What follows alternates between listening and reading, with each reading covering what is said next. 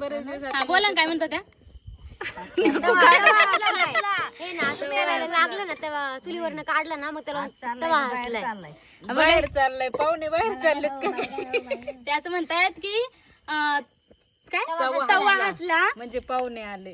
हा ना, एवढे चांगले पाहुणे आलेत ना त्यामुळे तवा हसलाय. हर्षू आली, मी आले आणि खरंच ना माझी म्हणजे मी लहानपणी मामाकडे होते ना त्यावेळेस माझी आजी पण म्हणायची की असं तवा हसला ना बो किती बघत झालंय ते हा की पाहुणे येणार आहे. आणि खरंच असं व्हायचं पण म्हणजे असं काय माहिती आता अंधश्रद्धा का काय मला नाही माहिती. अंधश्रद्धा नाही पण लोक म्हणतात पहिल्यापासून. हा आणि आता पण ह्या म्हटल्या म्हणजे माझी सासू म्हटलं की कितीतरी दिवसांनी तवा हसलाय म्हणजे आणि आम्ही पण येतो पण आज तवा हसला काय आम्ही बसलोय चुली पुढे ना डायरेक्ट आलो चुली पुढे बसलो. त्या म्हणलं असं गॅसवर स्वयंपाक करणाऱ्या चुली पुढे आल्या त्या आपल्याला बघून हसला असं ते स्वयंपाक कशा करतील बघू.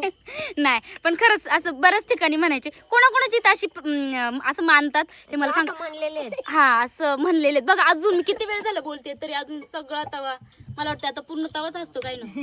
बघा ना हे माझे घरातले ह्या माझ्या सगळ्या नंदा. मी तुम्हाला मोठं झालं का लग्न झालं राव जाऊ घालन बर का.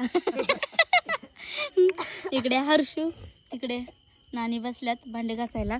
आमच्या नानीला ऐकायला येत नाही त्याच्यामुळे त्यांना मी काय बोलले काय कळलं नसन म्हणून त्यांनी इग्नोर केलं. तिकडे मस्त तात्या झोपलेत. इकडे आमचं डगिश आणि माझ्या सासू. आता मी ह्याच्यावर भाजी करणार आहे बरं का. मी स्वतः करणार आहे. नाही नाही आता तू करायची. नाही तू करायची.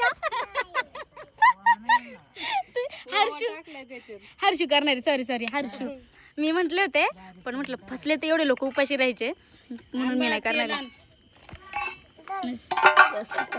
हा जास्तच तापला. आता तुम्हाला ना मी भाजी केली की मग दाखवते.